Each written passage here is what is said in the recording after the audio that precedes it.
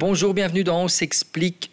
J'ai le plaisir de recevoir aujourd'hui Isabelle Coupienne, fondatrice de la société Laine Farm & Men, qui a développé la marque Graines de Curieux. Isabelle, bonjour. Bonjour Frédéric. On s'explique. On s'explique. Graines de Curieux, c'est une marque bio qui a été lancée en Wallonie en 2015.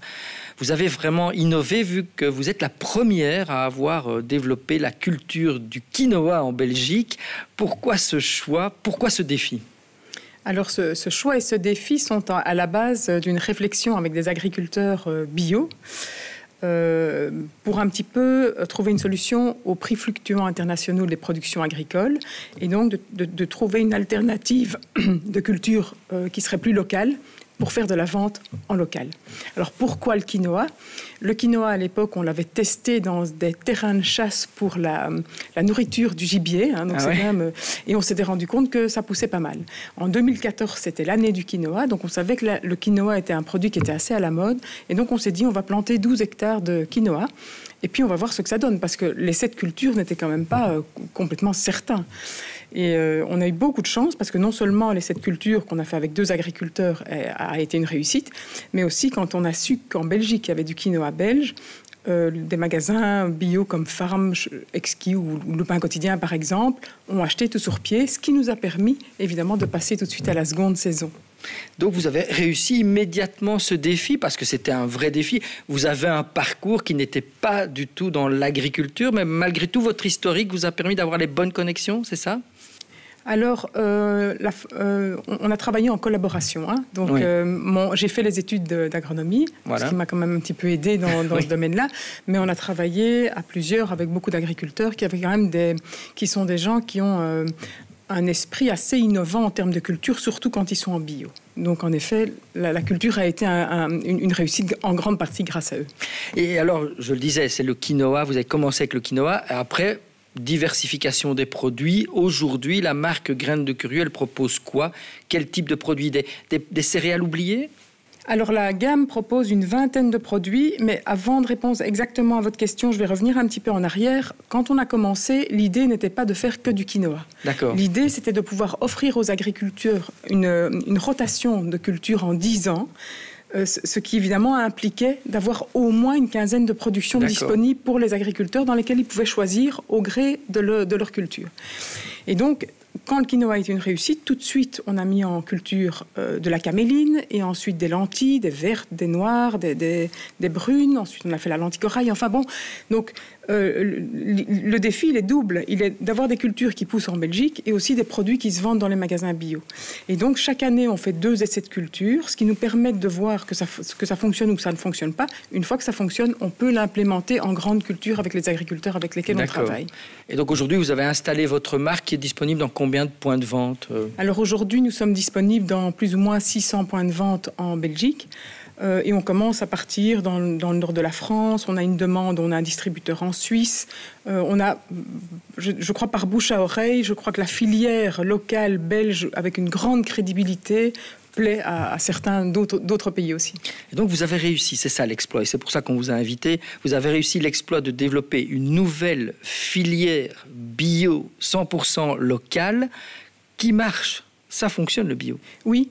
Oui, alors d'abord quand je l'ai créé, j'y aurais jamais cru, ça c'est sûr. Mais la chance qu'on a eue, c'est qu'on a été les premiers. Et c'est que quand on a créé la société, on était tout de suite dans l'innovation. Donc non seulement on fait du bio, mais on est à fond dans l'innovation et dans les essais de culture. Ça veut dire qu'on est toujours, je dirais, un pas en avant dans les nouveaux produits qu'on propose aux gens. Je veux dire, on essaye toujours d'avoir un essai en culture d'avance sur quelque chose de nouveau pour pouvoir proposer comme produit. Oui, parce qu'il faut démolir un vieux réflexe qui consiste à croire que bio et technologie sont antinomiques. Non, vous vous entourez de technologies, d'innovation, avec des drones, avec des logiciels embarqués chez les agriculteurs. Donc, c'est pas l'un peut se faire avec l'autre. Mais la technologie et l'innovation sont au service de la qualité.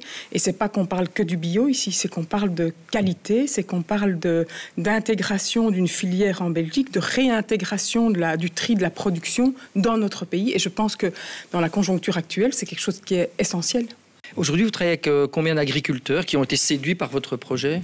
Alors aujourd'hui, on travaille avec plus ou moins 40 agriculteurs et depuis le début, la plupart des agriculteurs nous suivent et nous font confiance. Et vous avez aussi, une fois de plus, innové, parce qu'avant, c'est eux qui faisaient le tri de leurs céréales ou des intermédiaires. Maintenant, c'est vous vous avez lancé votre propre centre de tri. Voilà. Alors, dans un premier temps, en fait, la société est divisée en 3 départements. Je dirais, il y a le département culture, si je puis dire, le département tri et transformation qui jusqu'alors était sous-traité, et ensuite la partie commercialisation.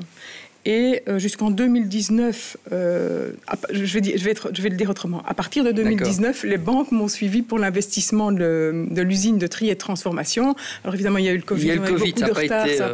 Ça n'a pas été facile du tout. Maintenant, l'usine tourne.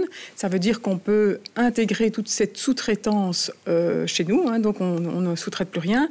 Mais il y a ça. Mais non seulement, on peut aussi accueillir d'autres agriculteurs industriels qui auraient besoin de trier, de décortiquer, de séparer, de presser des graines pour faire de l'huile et d'empacter, si vous voulez, une partie de leur production. Donc on propose un travail à façon pour tiers aussi. Et pour ceux que ça intéresse, je voudrais dire que vous organisez le week-end du 11 juin, donc le week-end prochain, une porte ouverte pour aller voir de près comment fonctionne. Tout le monde est le bienvenu? Tout le monde est le bienvenu. Ouais.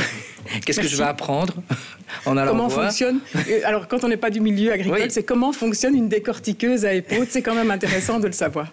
Justement, dans vos céréales, il y a une tendance de retour aux sources. On redécouvre des saveurs passées avec des produits, vos produits locaux, bio, qui étaient peut-être oubliés.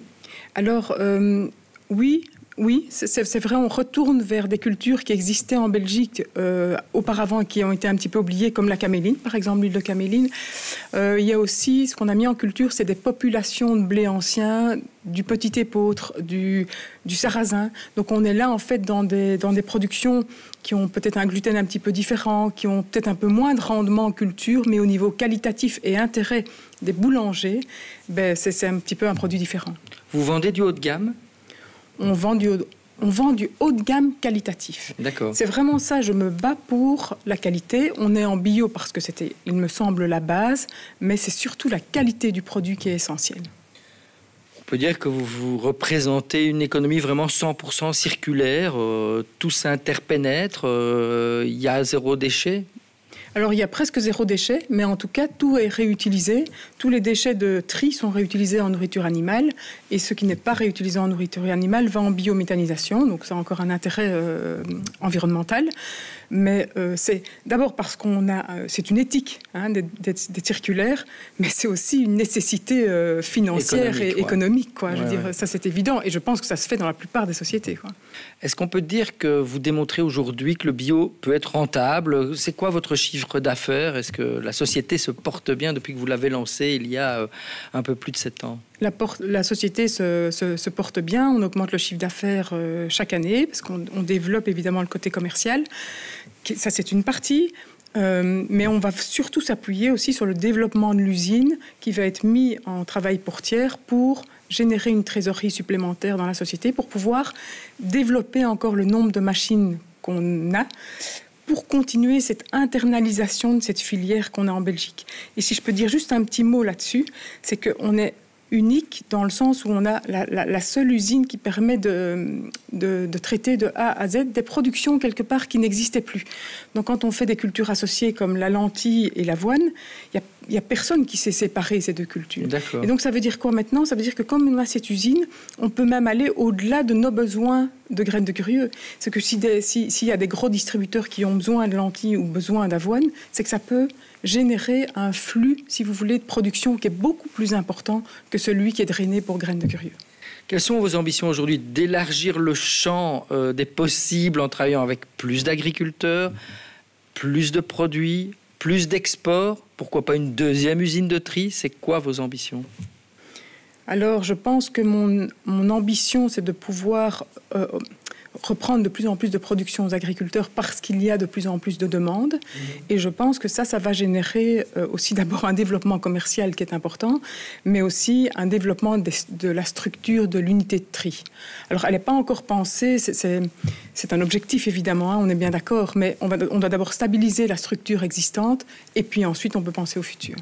Quand vous regardez derrière vous et que vous dites « j'ai osé lancer ma propre entreprise en 2015 », sans garantie de succès, qu'est-ce que vous vous dites? Est-ce que vous vous dites maintenant, avec les acquis, j'aurais fait les choses différemment ou pas? Alors, avec les acquis, sans doute que j'aurais investi beaucoup plus vite. Oui. J'aurais investi beaucoup plus vite dans l'unité de tri. Alors, la vie est comme elle est, et puis les aléas de l'investissement, c'est pas toujours facile, surtout quand on commence quelque chose qui est assez innovant. Mais oui, voilà ce que j'aurais fait de différent. Sinon, aucun regret? Pas du tout. D'avoir osé entreprendre. Vous trouvez qu'en Wallonie, cet esprit de oser entreprendre est assez vivace ou pas assez vivace, justement? Moi, je trouve qu'il y a quand même pas mal d'entrepreneurs. En tout cas, quand on suit un petit peu les gens que vous invitez dans votre émission, les entrepreneurs en Wallonie, ils lâchent rien, quoi. Donc oui, je pense que c'est assez vivace chez nous. Oui. Un dernier conseil à quelqu'un qui est salarié, qui a un projet et qui n'ose pas entreprendre, vous lui diriez quoi? Moi, je pense qu'il faut saisir la balle au bond. C'est ce que j'essaye de faire. Ça veut dire que quand il y a un projet, évidemment, qui tient la route, on est d'accord, qui se présente, il faut relever le défi. Mais il ne faut pas que relever le défi un soir. Ce qu'il faut, c'est tenir bon. Et c'est la persévérance, la ténacité et le « je ne lâche jamais rien » qui fonctionne, en fait. C'est investir à 110%? Ouf, au moins. Merci Isabelle Coupienne, fondatrice de la marque Graines de Curieux. C'était un plaisir de vous recevoir sur le plateau de On s'explique. Et n'oubliez pas, le week-end prochain, week-end portes ouvertes chez Graines de Curieux. Je suppose qu'il y a un site internet, grainestdecurieux.be. Il y a un site internet où les portes ouvertes sont mentionnées. Voilà, allez voir, ce sera très instructif. Merci et je vous retrouve la semaine prochaine avec un nouvel invité. Au revoir.